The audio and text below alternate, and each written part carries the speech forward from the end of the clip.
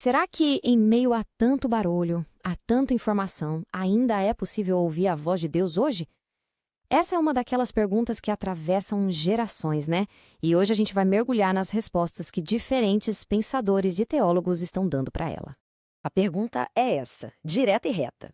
E para tentar responder, nós fomos atrás de fontes com visões que são, assim, fascinantes e alguns pontos totalmente opostas.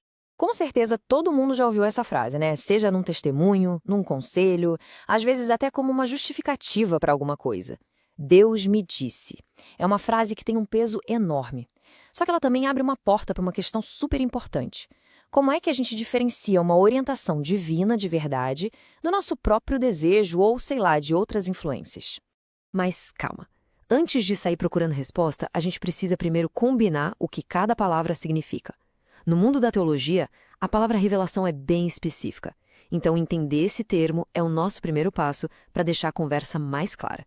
Primeiro, vamos falar da tal da revelação pública. Pensa nela como se fosse o alicerce de um prédio, sabe? A base de tudo. É a comunicação de Deus para todo mundo, em qualquer época. A doutrina clássica diz que essa revelação se fechou ali, na Era dos Apóstolos, e está toda contida na Bíblia. Ou seja, não dá para adicionar nem mudar nada. E do outro lado, tem a revelação privada. Aqui a gente está falando de sonhos, visões, uma sensação forte no coração. As fontes fazem questão de dizer que o objetivo disso não é criar doutrina nova. É mais como um lembrete ou um incentivo para ajudar as pessoas a viverem melhor aquilo que já está lá na revelação pública. Agora a gente vai para um terreno onde praticamente todo mundo concorda. Não importa muito qual a opinião sobre as revelações de hoje em dia, a Bíblia é vista como ponto de partida. Disso ninguém discorda. E esse versículo aqui é a base de toda essa conversa. A expressão inspirada por Deus, ou no original soprada por Deus, quer dizer que a Bíblia é a voz dele registrada, é o guia completo e com autoridade máxima para a vida de quem crê. E esse ponto fica ainda mais forte com essa passagem. A fonte Mário Persona usa muito esse trecho para dizer o seguinte: a forma final, definitiva da comunicação de Deus com a gente foi por meio de Jesus. E o testemunho de Jesus está todo documentado no Novo Testamento. Ou seja, o recado principal já foi dado. Então, a conclusão dessa linha de raciocínio é que as Escrituras são suficientes. A ideia é que a Bíblia já tem tudo o que é preciso. Ficar correndo atrás de novas revelações, segundo essa visão, seria como procurar uma vela para se iluminar quando o sol do meio-dia já está brilhando lá fora. Ok, mas essa ideia de que a Bíblia já tem tudo levanta uma questão bem complicada. E aquelas experiências que a gente tem que parecem ir além do texto. Sonhos, um sentimento muito forte, uma profecia. Onde é que isso tudo se encaixa? E essa pergunta leva a gente para o centro de uma grande discussão teológica. As fontes que a gente analisou se dividem basicamente em duas correntes de pensamento sobre como Deus se comunica hoje. E a resposta para essa pergunta é o que separa uma da outra. De um lado, a gente tem a chamada visão fundacional.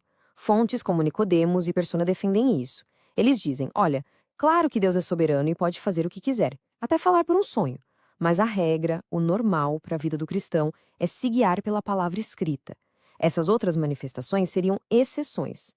Já do outro lado, tem a visão relacional, que a gente vê em fontes como a Bíblia Online. A ideia aqui é que a comunicação de Deus é uma parte ativa do relacionamento com Ele. Para essa turma, Deus continua falando sim, por meio daquela paz no coração, das circunstâncias, do conselho de um amigo, sempre, claro, alinhado com a Bíblia. Bom, diante dessas duas visões, fica uma pergunta bem prática, né? Se alguém sente que recebeu uma mensagem de Deus, como é que se pode testar isso? Pois é, as fontes também dão um guia bem prático para ajudar a gente a ter esse discernimento. A gente montou esse guia prático a partir da fonte Versículo Vivo. O primeiro filtro, e o mais importante de todos, é a Bíblia. Nenhuma mensagem verdadeira de Deus vai contradizer o que ele já falou. Segundo passo, olhar o fruto que essa mensagem gera. Ela produz amor, paz, paciência ou produz confusão e orgulho? Terceiro, a paz interior.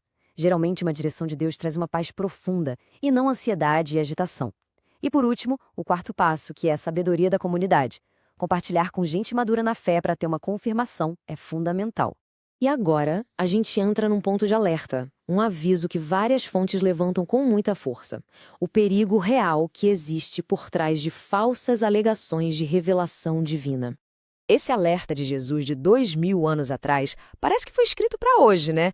A alegação de ter uma palavra direta de Deus pode ser usada como uma ferramenta de poder e, infelizmente, uma ferramenta bem perigosa. E aqui está o perigo na prática. A análise do Persona mostra que essas supostas revelações podem ser usadas para evitar perguntas, para criar uma dependência emocional e, em muitos casos, para explorar financeiramente as pessoas, pressionando os seguidores a doarem dinheiro ou bens sob a ameaça de uma ordem divina. E aqui a fonte Mário Persona faz uma distinção que é, olha, crucial.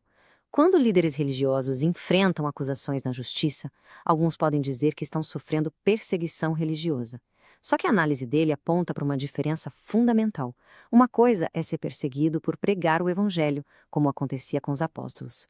Outra, bem diferente, é ser processado por crimes comuns, como fraude ou estelionato. Então, o ponto principal é que a Bíblia não pede uma fé cega em qualquer pessoa que se diz profeta. Muito pelo contrário. Ela exige um discernimento ativo. O ato de julgar, de testar uma mensagem, não é visto como falta de fé, mas como sabedoria, como nobreza, seguindo o exemplo famoso dos cristãos da cidade de Bereia. E com isso, a gente volta para a nossa pergunta principal. Depois de olhar para tudo isso, o que fica é que, não importa a perspectiva que se adote, o caminho para ouvir a Deus parece exigir um coração sincero, um conhecimento profundo da Bíblia e um discernimento muito, muito cuidadoso. A pergunta final talvez não seja apenas se Deus fala, mas como a gente aprende a ouvir com sabedoria.